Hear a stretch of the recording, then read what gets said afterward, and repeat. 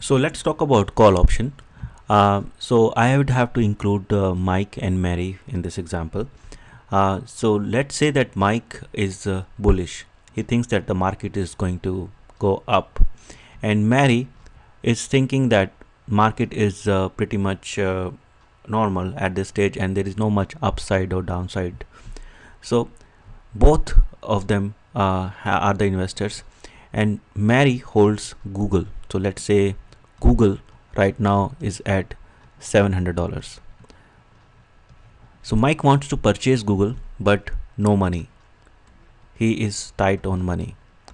And Mary, she already holds Google, so she holds $700 worth of Google. So Mike wants to invest, but don't no money. So what he can do is he can pay Mary $5, and in return of $5, Mary promises that in 1 month she will sell Mike for $700. She will sell Google for $700. So why Mary would do that? Because in if she do that, she will get $5 plus get to sell that at $700. So in total, she will make 705 instead of just 700. For Mike, if the stock goes up, he's going to make money by not exactly investing or owning the stock, but only paying $5. So let's look at the scenario. What will happen?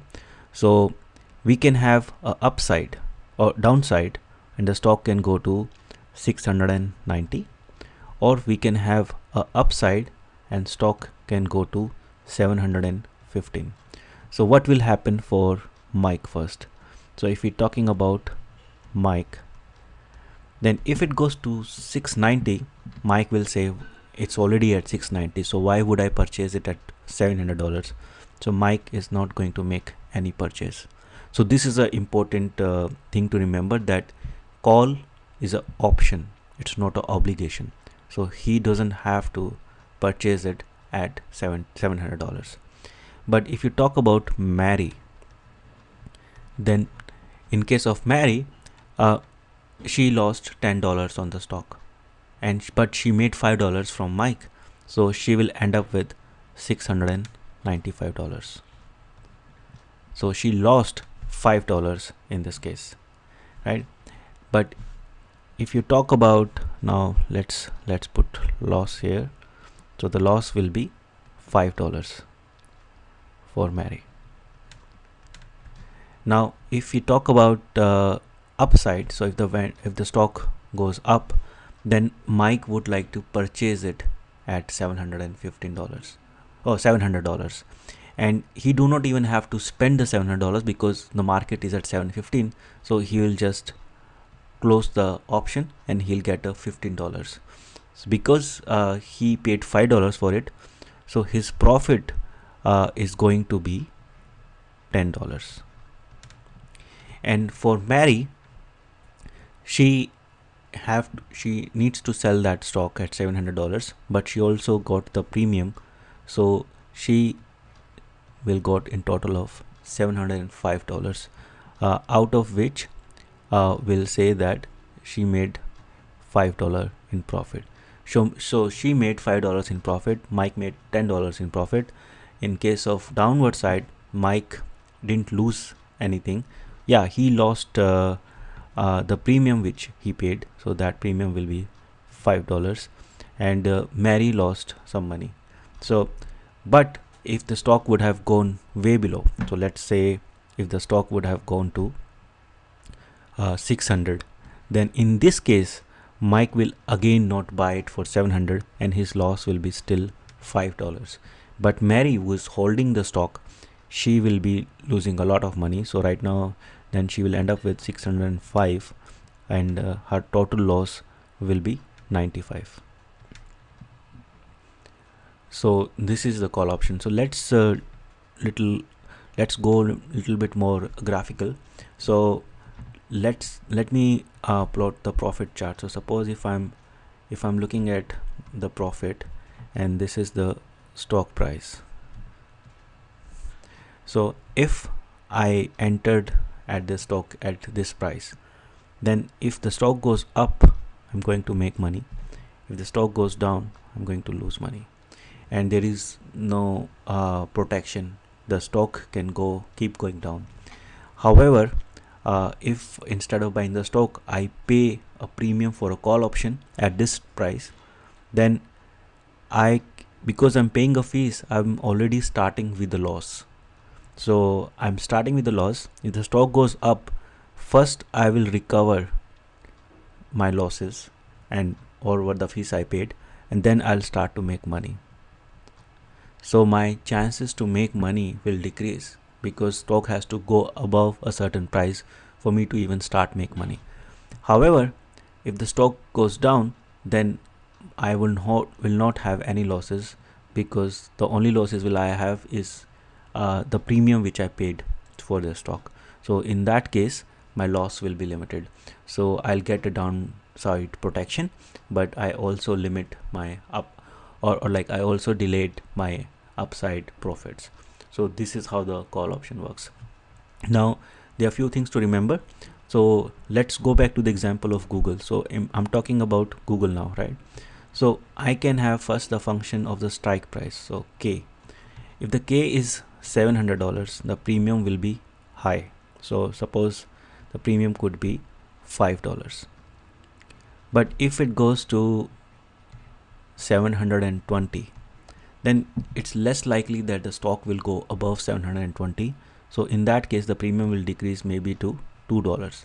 And then if I'm talking about 750, then again the premium will decrease a lot, and maybe it's only 50 cents. Right? So the premium will depend upon where the strike price is.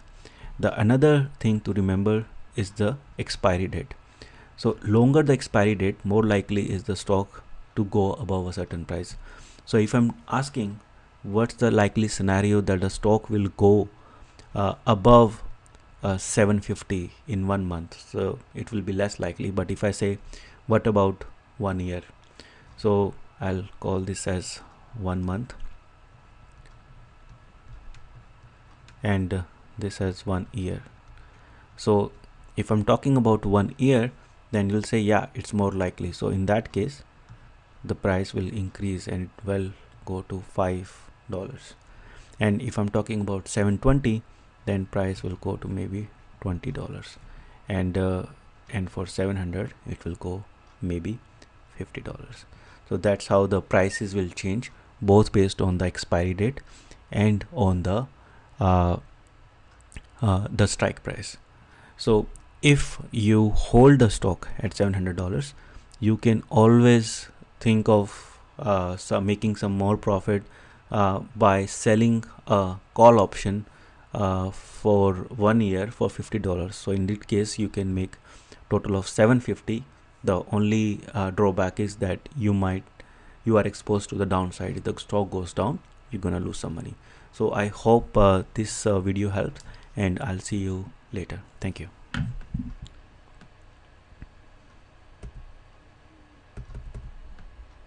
Let's talk about put option, and again I would have to invite Mike and Mary to explain this concept. So let me start with the example. Suppose if I'm looking at Google, and Google is right now at $700, and I have Mary who already owns Google, and she is expecting the Google to go high, and she thinks that that will be a good return on her investment. But she's also worried that what if the Google goes down? It can go to 680, it can go to 650, and she don't want to lose that money. So she is looking for some kind of protection. On the same time, Mike, he wants to enter into Google, he wants to buy some more Google, and he thinks that I should be able to buy this at 680. So he is looking to buy at 680, and he don't want to buy at 700. So he only thing he can do is now he has to wait for 1 month, or maybe 2 months, or maybe 5 days. Nobody knows, right? So either he can keep waiting, or he can enter a contract with Mary. In that case, Mary will give Mike $5, and for $5 Mike will promise that he will buy the stock for 680 and after 1 month. So if he promises Mary that he will buy the stock even if it goes below at 680, then Mary will have a downside protection. So her maximum loss will be equal to $20 because it can go to 680 plus the $5 which she paid for the premium. So now she has more peace of mind. And in case of Mike, he is happy because he made $5. And if stock goes down, then he can also purchase it for 650, so 680. So if he buys for 680, he can subtract this $5 from it, and he will end up buying the Google for 675. So now what will happen after 1 month? Stock can either go down, and it can go to maybe 670, or it can go up maybe to 720. So we have both Mike and Mary. So how the profits will look like for both of them? So if you talk about Mike, then because it went to 670, he is now he has to purchase it for 680. So he bought it at 680, but he was paid $5 for it, and so the $5 is extra, right? So he bought it at 680. So because he bought it at 680 and the stock is right now at 670, he lost $10 here, and but he made $5 here, so his total loss will be equal to $5 because he got paid $5 from Mary, right? So his total is loss is $5. But if you talk about Mary, then she would sell her stock to Mike for 680. So she lost $20 here.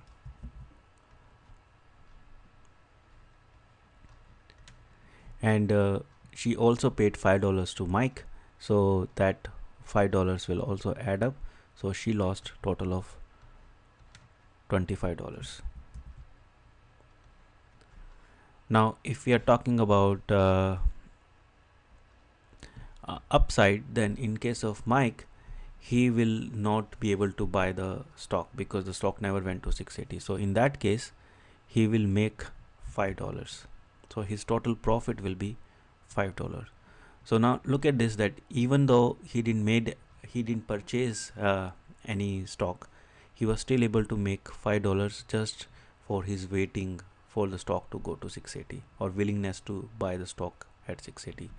But in case of Mary, because it went to 720, she will not be keeping all the profit, because now her profit is 20, but she paid $5 to Mike, so that will result in a total profit of $15 for her. So she lost a little bit of premium, but she was able to protect herself from downside. So this is how the option works. So let me go to the example here. So suppose if I'm talking about the profit chart, and this is the stock.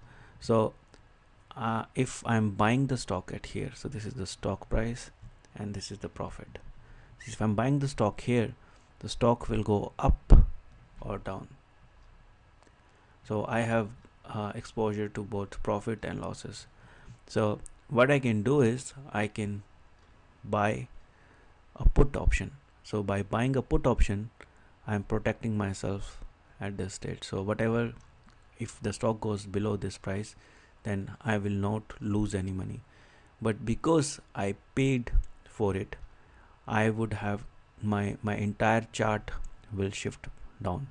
So this chart will shift here because I paid a premium. So because I paid a premium,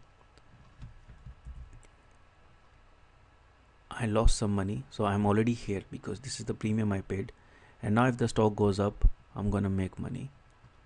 However, if stocks will not go up, I will end up with the premium I paid as a loss. So this is how the chart will look like for a put option. So if I am buying a put option, if I'm selling a put option, then in this case, if the stock goes up, I will have a profit because I bought a premium for it. But if the stock goes down, then I'm exposed to all the downward side. If the stock goes way below, then I will have to tolerate all the losses. So in that case, I'm exposed. So this is Mike and this is Mary. So now again, the premium for the put option will depend upon both the strike price and the expiry date. So if the strike price is $700, then it's more likely to go below $700. So in that case, the premium will be, maybe you can say, $5.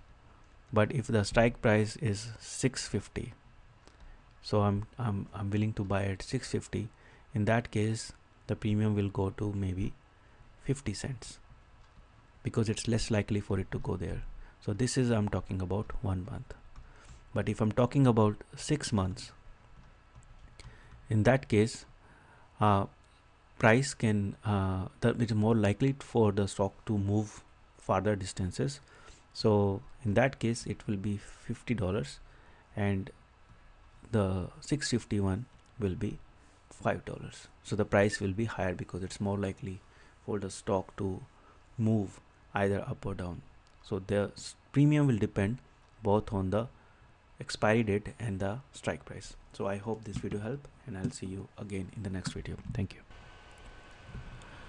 Hi guys, let's talk about bonds today. So suppose if there is an institute or there is a company, and this company is looking for more capital, so they need more dollars. So there are two options for them. Either they can go to someone and ask for loan, right? And in other case, they can just issue the bond. In this case, the other people, individual or the banks, can come and give the loan to the institute. So this can be bank, or this could be individual,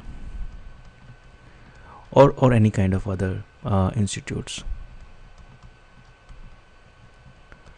So they will go and give the loan to the institute, and how that will happen is they will issue a bond. So what they are saying in terms of that is, they are saying that we will return you a particular amount of maybe say face value. So this is the face value. So we'll return you this much money after time t, and you have to just give us P today. So if you give us P today, we'll pay you F after time t. So this is kind of a loan, but in this case, the loan is not from, they are not going to ask for a loan. They are just issuing the bond, and the people are coming and paying the loan or giving the loan to the institute, right? So how will you value the current price? So suppose if the institute is paying you $100 after 1 year, so, and the interest rate is 10%, and you have 1 year timeline. So in this case, the value should be around $91, right? So if you pay $91 right now, you will get $100 after 1 year. So that's a bond which is giving you 10% return.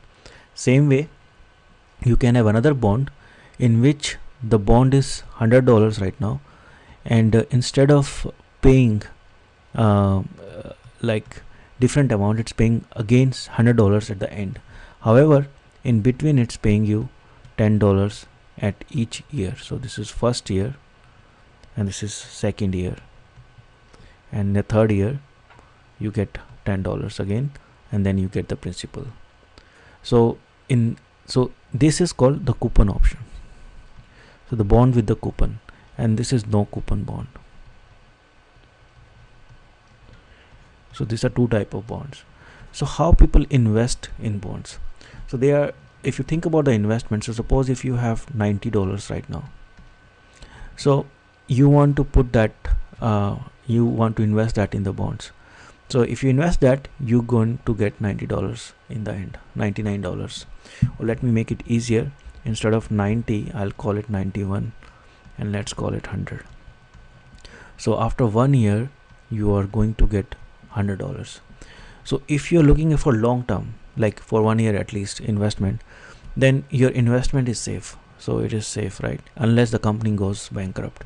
So you have a safe investment and you have return of 10% for sure, right? However, if you're looking for quick money and you are trying to bet on the change in the interest rate, so right now the interest rate is 10%, right? So you invested your $91. Now there is a change in the interest rate, and the interest rate changes to 2%. So when the interest rate will change to 2%, now the same $100, for same $100, this value should be 98. Now somebody has to pay $98 for them to get $100 in the end. So you don't even have to wait for 1 year. If there is a fluctuation, you can always buy at 91 and sell at 98 without waiting for the full year. So no wait for 1 year, right? So this is how people make money by trading bond, is by just looking at the fluctuation which happens from day-to-day basis. Same way, bonds have risk, because suppose if you invested at 5%, so you will have 100 and you have approximately 95 here, and you're sure that you're going to get 5%. However, if it changes to 10%, the interest rate goes to 10%. Now in this case, your 100 will become 91. So in the current market, if you need to liquefy your investment, then you are at the loss. However, if you go all the way to 1 year, then you will get your return. So you will have a gain eventually, but this gain will not be same as what the market gains are. So you will be not the gains will not be satisfactory, because you invested at the wrong time, maybe considering the interest rate now increased. So I hope this video helped, and I'll see you again in the next video. Thank you.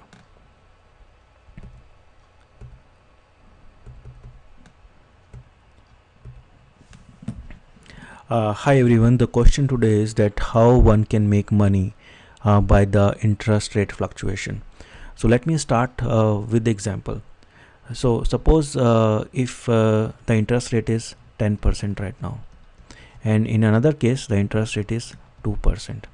So you are sure that the interest is going to go up or going to go down from 10% to 2%. So what should you do in this case? So what you should do in this case is, so you should look at the bond. So what is a bond? So if I'm looking at here, then suppose if I have a bond which will be in 1 year, which will become $100. So if this bond is going to become $100 in 1 year, then what should be the value today? Because the interest rate are 10%, then the value should be $91, right? So we are looking at this 91 and this is 100. So this is how the bond market will look like. But if I'm looking at the 2% case scenario, then again this same $100 bond will look like $98 here, right? So this is how the bond market will look like based on the fluctuation in the interest rate. So all you need to do is invest on the right side. So if you are looking to invest, you can make money going from 91. So you need to go from $91 to $98. And that you can do is by buying the bonds. So if you buy the bond, so in this case, buy the bonds. So if you buy the bonds and the interest rate goes down, then you can make money. So if you think about it, instead of just looking at this theoretically, think about it. Because you buy the bond, you lock So what you are doing is you lock the interest for 1 year, and then interest rate goes down, but you still have your money invested at the same amount of time because you locked it, and then you can sell that thing. So you're locking the interest rate. So that's what the strategy is, and then you are selling it at the cheaper price, right? So now again look at the same thing. So now if I'm looking at another case where we have now 2%, we start with 2%, and we are worried that the interest rate is going to go up. So again, if I'm looking at the bond market, this is 100, this should be 98 in 1 year, and if I'm looking at this case, this should be 100 and this should be 91 in 1 year, right? So how will I make money if it's going to go in this direction? So in that case, I would have to issue the bond. So what does that mean is I need to sell the bonds. So when I sell the bonds, I'll sell for $98, and then I'll buy for $91, and this is the 2% scenario, and this is the 10% scenario. So how can I sell the bond? So the company, if you own a company, you can issue the bonds, right? So what does that mean? That means that suppose if you are a company and you say that I'll give you 1,000 or $100 after 1 year, so in that case you will get $98 for it. However, when the interest rate changes, you say, okay, I don't want this debt, so I can return this money. So in that case, you only have to return $91. So this is how it works. But how about the individuals? So for the individuals, this scenario is difficult because they are unable to issue the bonds unless they are the private lenders and they lend it to someone else. So for the individuals, the most likely scenario is this case, and in this case you buy the bonds, and you are investing your money in there. Yeah, for the individuals, one case scenario would be the mortgage. So when you are issuing the bonds, basically you are saying that that you are going to provide this much money to this bank or this particular institute, right? So in that case, this is equivalent to mortgage. So if you get a mortgage at low interest, then this is always better, and then when the interest rate goes higher, then you will be in much better situation, and if you're able to transfer this mortgage to another person for the same interest rate, then you will make money. But I'm not sure you will be how that will be, is that possible or not with the bank or not. But this is how you can invest or make bets based on change of the interest rate in the market by selling or buying the bonds. So I hope this video helped, and I'll see you again in the next video.